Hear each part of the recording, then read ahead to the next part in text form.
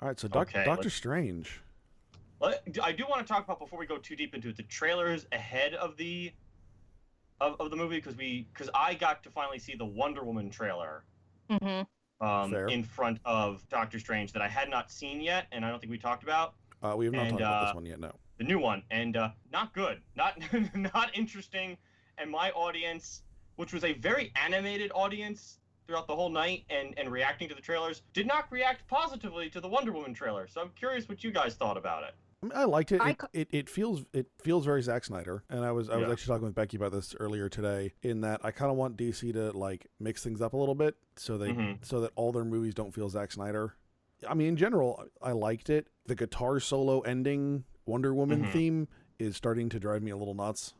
Yeah, it's also starting to feel more and more out of place every time I hear it. Yeah, every time you see it's a period film, right, with like a 1970s guitar solo. Yep. Yeah, I don't know. It's like there's just I just didn't feel any excitement watching that trailer, because like we had the Rogue One trailer that we've talked about, and we had the Power Rangers trailer, and even the Logan trailer, and the audience was like they were way jazzed for Power Rangers. Like they were ready for Power Rangers. I was blown away. But like no excitement for that Wonder Woman trailer. And I don't blame them, because I just don't think it was an exciting, heart-pumping trailer the way the other ones were. Yeah, I'll say I don't think the audience was energized for any trailer I watched. I'm trying to think of some of the other ones we watched, and I can't think of the audience at all reacting. Yeah, there wasn't much of a reaction in mine either, and we had a fairly animated audience for the movie itself. So these were people like responding to the screen and laughing at all the funny bits. So we had a very quiet theater for the trailers, at least the 3 or so that I saw. And like part of me was like, wow, this Power Rangers trailer is going to do good. But then I realized my last prediction about Ghostbusters, and based on the reaction that my theaters had with Ghostbusters, and being $70 million wrong about Ghostbusters. True. Like just being wrong. That movie lost money. And I thought it was going to be a big hit, and I thought it was going to get a trailer and a franchise and everything, and that's no longer the case. So who the hell knows? But I'm rooting for Power Rangers. I think Wonder Woman is going to make money either way. It's the first really big one with a female lead, so you're going to get some audience. At least that's my personal opinion. I'll go see it, obviously. I mean, we're almost contractually obligated at this point. Pretty much. Also, I did see the Guardians of the Galaxy trailer. People were freaking out over that one too. I personally freaked out, but nobody in my theater did. I was excited.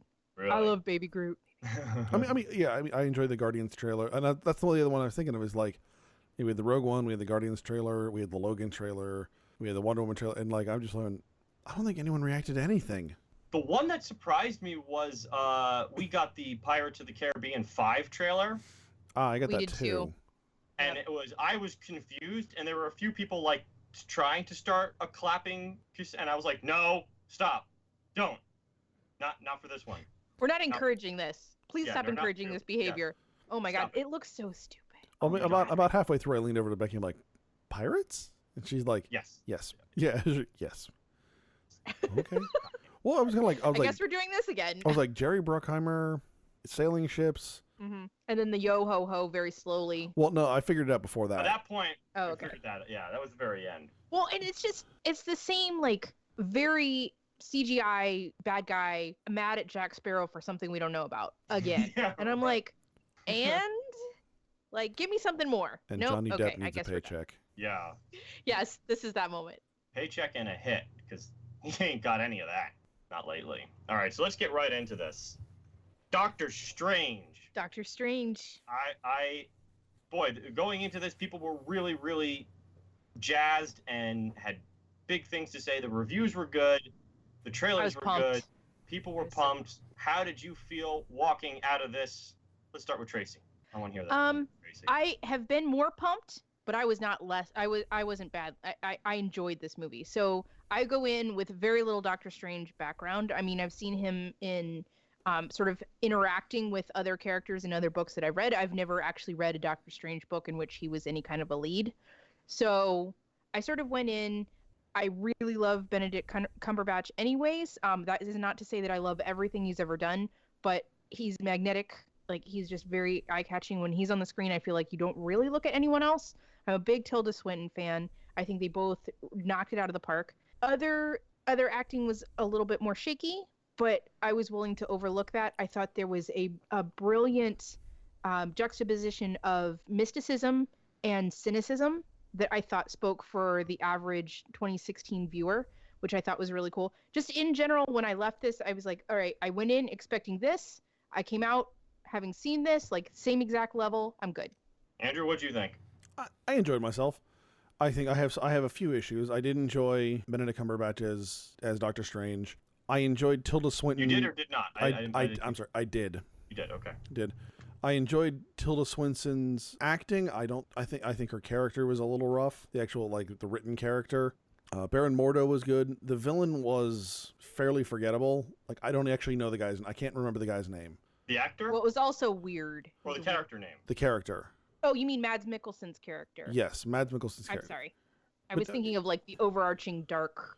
Was that a Celestial? Was that our first view of a Celestial? No, that was Dormammu. That's one of the. It's almost like one of the elder gods out of H.P. Lovecraft. It's that kind of gotcha level. Okay. There's a couple of them, and they typically really only float in and around the Doctor Strange books. That makes sense. The effects were really cool. I really enjoyed those. The plot was okay. Like it wasn't amazing, but it wasn't bad. I didn't. And this is one of those movies I didn't necessarily go strictly to see the plot. Like I went to see some of the cool effects and for them to introduce the character. Yeah, I kind of came into this one with lukewarm feelings. Like, okay, how is this going to go? Because we're basically going to give blockbuster treatment to what appeared to me to be a C-level superhero from the early 60s. And has only, in my knowledge of comic books, only ever really makes an impact when he's a supporting cast in somebody else's storyline. Like a Spider-Man story, for instance. Someone was telling me that Doctor Strange was great in that. But on his own, only recently has he apparently made a mark for himself. I will say this, the weakest point of this film was definitely the cast. I never bought Benedict Cumberbatch as Doctor Strange from the beginning. Never bought him. Not really a big fan of his either. So that he had kind of a something to overcome to start, and I thought he had a handicap to start. Yeah, and I thought the movie started out slow and never really captured it. And when you say you didn't believe him, do you mean that you just saw Benedict Cumberbatch on the screen, or there was something else that kept you from really believing he was the character? Oh, both. I just kept seeing Benedict Cumberbatch, a bad American accent, and just someone I just did not buy as Doctor Strange. Just never. Gotcha. He didn't have the look, didn't have the swagger, didn't have just anything. I was like, oh, okay, this is something. I buy this. I got this guy is this character. No, never felt that, and I think that kind of resonated throughout most of the performances on screen. I thought Rachel McAdams was just kind of lost. Didn't really buy her character. Didn't even know why she was trying to do another The Notebook. That's unfortunate. Yeah. I just don't think her character didn't serve a purpose. Hold on. Let me. There's a few characters here because Tilda Swinton. I've generally liked Tilda Swinton. She tries to do this androgynous character before when she was Gabriel in Constantine. I thought that was pretty good back then. Didn't really work this time for me. And the whole plot line of her being the master in charge, but then using a little bit of the dark powers to make herself live longer, but not letting anyone else use them. And then Mads Mikkelsen's Cornelius character, whatever the heck that guy's name was, being the bad guy for eternal life. Didn't buy that. And I'm not a fan of him either. And I just didn't like watching him. The only actor that I really kind of liked was the guy who played Mordo. What's his name? Chiwetel Ejiofor. Ejiofor? Yeah, Chiwetel. Thank you. I was going to call him Chiwetel. He's actually best known to me from Serenity, the Firefly movie. No, he has done many, many good things. He also had 12 Years a Slave. Yeah, he's done a bunch of good things. Now, sometimes you get the bad Ejiofor or the good Ejiofor. So that's what I was just going to say. I think this was a weak performance for me. I thought. For you? Because for me, when you go back to Serenity, that was the really hammy, cheesy Ejiofor where it was just oh, okay, this is. See, I felt like it was the same character. I was like, I'm just watching him in a different universe. Okay. Yeah, he was a little toned down, and it was. I want to like that actor more, but again, I just thought this was a miscast film from top to bottom. The plot, I think you guys basically stated fine. The plot's the plot. This was not particularly complex, pretty stark, good versus bad.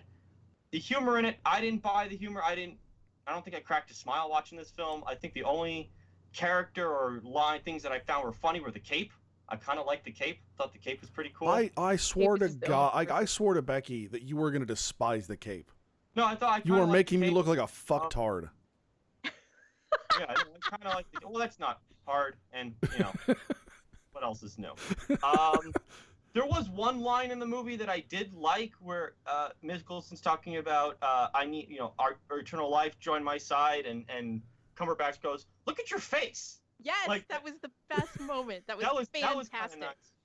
I laughed though, through most of this entire thing. Obviously, I'm not a huge fan of time travel, so the use of time travel as a mechanic in this just kind of irritated me. Then we've got the kind of mysticism, but it was wrapped up in that kind of New Age Deepak Chopra crap that early on really, really, really bothered me, and never really never really recovered from it. And even in the moment where I thought the film was going to redeem itself, where medical science was going to help save Tilda Swinton's character's life for a second, she just astral projects out of her body and then it was like, I think I'm going to die now.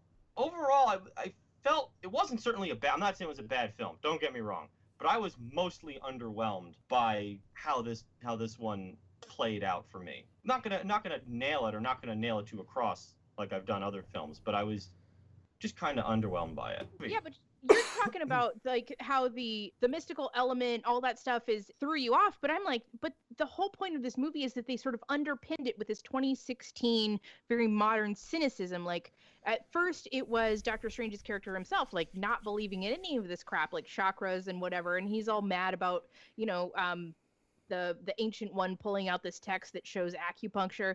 And then once he actually buys into it, it's his ex-girlfriend, whatever, ex-lover, Christine, who has the same sort of attitude. And I feel like they speak for the viewer. They speak for you to some extent, saying, okay, well, none of us buy it. We're just going to suspend our disbelief for this movie. Oh no! See, that's not what I'm saying. Like it's these cynics that get proven wrong, but it's these explicit New Age. It's one thing just to say magic, like we use magic spells, right? Gandalf. Oh, you mean like the astral plane and all that stuff? This is explicit New Age jargon crap that guys like Deepak Chopra peddle in awful, awful books to manipulate the public into believing in pseudoscience crap. And it was all there. The chakras and the energy healing stuff and the mind over matter stuff, and it was like I don't know the character very well, so I don't know if that's an underpinning in the comic books. But I'm never happy when I see that kind of crap. But wasn't the point that didn't actually happen in the end. He could channel all this stuff and heal himself and move on and pretend like none of this ever happened, but he chose not to. That he chose to do other stuff with it. Like you have this sort of energy, and you can choose what you do with it. You can either spend your whole life fixing yourself magically or whatever behind the scenes, or you can move forward and use this for a different reason. I don't know. No, I don't necessarily agree with you. Huh? I think we're talking about two separate things. Yes, that was the choice of the character. I was just talking about its inclusion, that level of explicit New Agey, coast-to-coast AM psychobabble nonsense certainly didn't make me happy early on in the film. It definitely got away from it later on, where they just went straight magic. But that didn't mean I got to be happy with it. Or when we talk, I was just waiting for what are they going to do next? Cupping and vaccines cause autism. What's next here? How much pseudoscience, anti-science crap can we pile into one Marvel movie? I think it did a great job later on of blending the two, though. Like he ends up in a hospital when it's time to, when he actually needs to be shocked back into life. And then, they occasionally the extra energy from the defibrillator helps him beat the bad guy. Stuff happens. Yeah, so this is certainly not one of the best Marvel movies that they've released. And no. Becky and I were talking. The hype going into this was like it's as good as Avengers 1. I heard people say Wait, somebody said that? Okay. Yeah, I didn't. Yeah, see, I heard a lot of people go, it's good, it's not top 5, but it's good. That's the level of hype I heard from most people. That's more reasonable. Right. Where I think there's a concern, and I posted an article on my side project, Some Assembly Required, that basically if Marvel's not careful, their formula for these movies is starting to wear thin. Like we're starting to see the diminishing returns for how Marvel structures these films, and they're going to have to do something differently in order to not lose people. Because it's another one of the end of the world, right? And this time Doctor Strange solves it with time travel. and it's always an end of the world story. It's like, enough with the end of the world. Yeah, well, I mean, sometimes it's not even just the that. crisis is a little more personal. It's a little more here and now. It's not overarching. Yeah, I mean, I get, it's superheroes, and to some extent, you're not going to get away from that. However, just going forward, they're going to need to be careful. The other point that article made that I thought was quite interesting from a more female point of view is this person said, it's about halfway down, and it says, Marvel Studios has plans to introduce other heroes up to and including Captain Marvel. By the time Captain Marvel, and that's the studio's first headlining female superhero, but by the time Captain Marvel hits theaters, I'm still quoting here, the MCU will have churned out 20 films. Wow, I can't read today. Most of which follow the aforementioned formula. Nevertheless, if Captain Marvel meets a lackluster box office, it will likely be chalked up to the fact that the film features a female lead rather than poor or tired storytelling. So I think that's a good point to make. I don't know that is necessarily true, but yeah, if they continue on. Well, again, I don't think they're there yet, but I think this is the turning point. They either need to do something or they need to accept their fate. I'd like to see a few more movies be a little more personal on a little bit of a lower level, similar to the Netflix shows Daredevil, Punisher, that kind of thing, to see a little more of a here and now, very imminent, very localized threat that a smaller superhero actually tackles. Well, keep in mind, I don't know that they have that. No, that's what we got with Deadpool. Like, early in the year, Deadpool was a fairly restrained, even though we still had to have a large object fall down. It was a fairly restrained. It's a helicarrier. Helicarriers have to crash. But like, even if they're crashed, right, they got to crash again. Like, how they, you got to tip it over. But what it's amazing is, like, we had, what else did we have this year? We had Doctor Strange, we had Apocalypse. We had, what else did we have? We had a few others this year. Civil War. Civil War. So it's these big, like, end of the world, everything's going to be broken at the end of this story if we don't fix this. And it's eventually, it's just rehashing the Bond plot over and over again. If we don't stop this, it's the end of the world. And to Tracy's point, I wish they were going to, do a little bit more low-key, character-driven, because that's the one thing, is this movie I didn't think had any character to really speak of, in terms of just interaction between the actors. I was waiting for the bad guy to grab the Christine or whatever her name was and like hold a gun to her head or something, because isn't that what adds urgency to these things? I was waiting to care about the bad guy. Yeah. I mean, that's kind of it. It was just like, I want immortality, I'm going to destroy the world because I worship, chaos or something. Dormammu, which is just fun to say. That was another big problem, that except for a couple of the main characters, the names were so hard to pronounce that they were also hard to remember. Mordo, whatever his name was, Dormammu. I kept getting them mixed up. I and I mean, was the ally who wasn't. These are definitely, Doctor Strange is known for like names. If you're not familiar with them in the comics, you're gonna have a hard time with them. And I was kind of wondering whether or not they would be able to pull that off. And I don't know that and I really don't think they necessarily did. You get like Dormammu and Agamotto. One that's not mentioned, but Sidorak. Wong. I did like Wong. I did like Wong though. Wong. Do you remember Reservoir Dogs? Wong. From the beginning? No, I don't. It's been a long time. It's been years since I've seen Reservoir Dogs. I'm gonna put that clip in the show notes. The only part from the beginning of Reservoir Dogs I remember is Mr. Pink complaining about how many times his coffee cup got refilled. Yeah, I just like the line from Harvey Keitel: "If you shoot me in a dream, you better wake up and apologize." Oh, look, here's the thing: the critics absolutely loved this film. It's sitting at 90% on Rotten Tomatoes. That's true. The top critics really, the breakdown, I think the top critics really, really like it. So there was something here visually. Yeah, it had a couple impressive scenes, like the kind of psychedelic, trippy color. Well, that was one of the things that actually annoyed me. That he specifically talks to her about whether or not the tea is laced with LSD, and then she's like, no, and then the next 5 minutes are an LSD trip. I mean, have you guys seen what's that Beatles movie based on Beatles music? Across the Universe. Across the Universe. Thank you. And the LSD trip in that movie is actually that exact thing, like the spinning planets and the kaleidoscope colors, and I'm like, you're not convincing me that there's not LSD in that tea. I'm just saying. It would have been funnier if there was. The other thing was, I really, and I laughed at most of the jokes in this movie, except for the one where Wong is actually listening to all the single ladies after he pretends to not know who Beyonce is. I didn't laugh at that.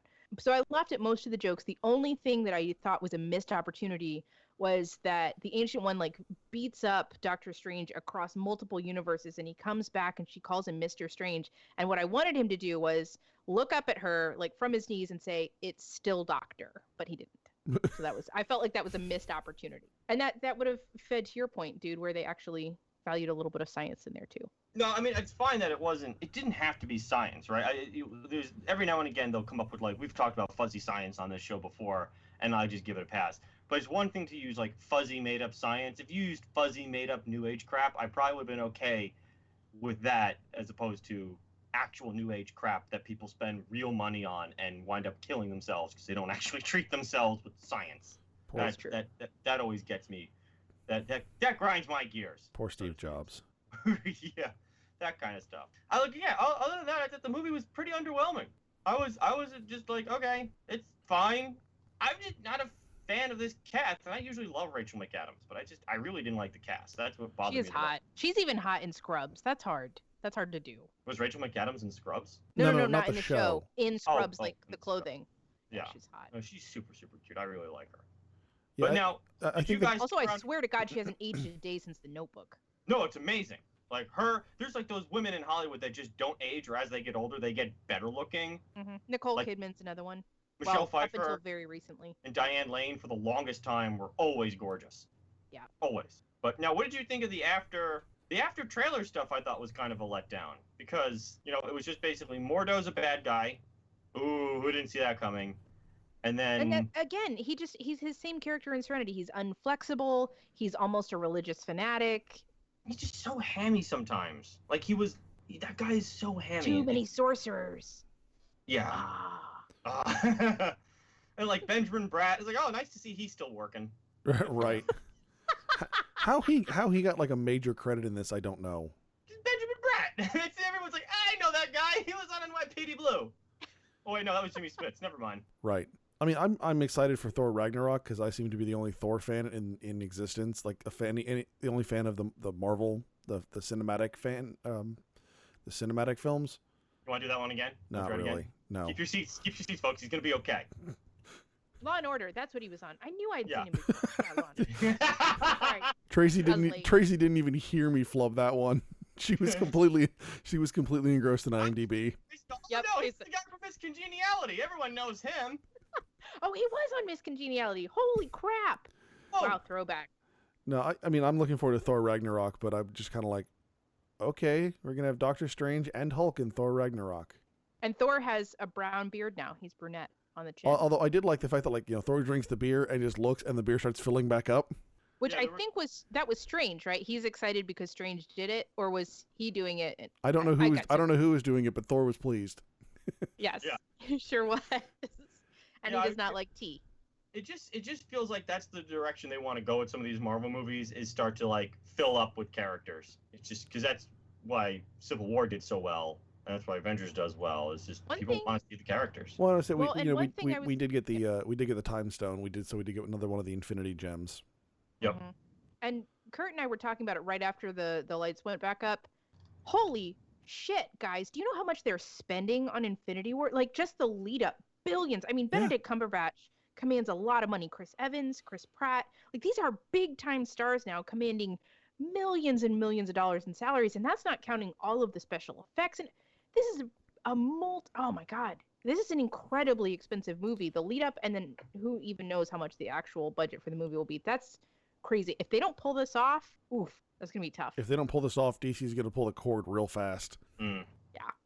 Yeah, I don't know where that's gonna go or how that's gonna work, or that movie just feels like it's gonna be a mess. I hope they don't. I hope they don't try to do I hope that they scale it appropriately, because they have the option to either go way too far and have too many like moving pieces and too many storylines that they're trying to keep in one, or they could just sort of slim it down really well. Knowing Marvel so far, it's probably going to be the former, not the latter, but we'll see. Yeah. Infinity Wars is going to be 3 of its own movies, I bet you.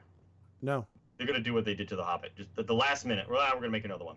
I mean, it was 2 movies and they cut it down to 1. Oh, Infinity Wars is now 1? Yeah. Mm-hmm. Oh, I bet you that's going to change. I mean, change. You mean change back? I mean, how do you want to make that? Do you want to make that interesting? Because I mean, you keep saying stuff, and sometimes you're right, and sometimes you're wrong, and I feel No, like at this point we need to put money on it. He's always wrong. I was so wrong about Ghostbusters. That was about as confident as he could have gotten. Freaking neck-bearded misogynist online, making people not want to see women movies. It's their fault. It's their fault. All right. All their fault. Has nothing to do with the fact the movie wasn't actually any good. All right. Any more thoughts on Doctor Strange? No. Dude doesn't like it. I do like it. Make up your own mind. Well, do you like me more? Do you like him more? Are we going to bring back the Team Tracy, Team Dude hashtags? We're going to have to. We should given up on those. Dude hasn't done the Tracy's wrong hashtag in a while, so I feel like that's coming. Yeah, but again, I'm not gonna plant my flag on Doctor Strange. Really, I guess I was just not. I didn't hate this the way I hated like Suicide Squad, right? Like this was just unimpressive, as opposed to just a full-on disaster like Suicide Squad was. This was just like, okay.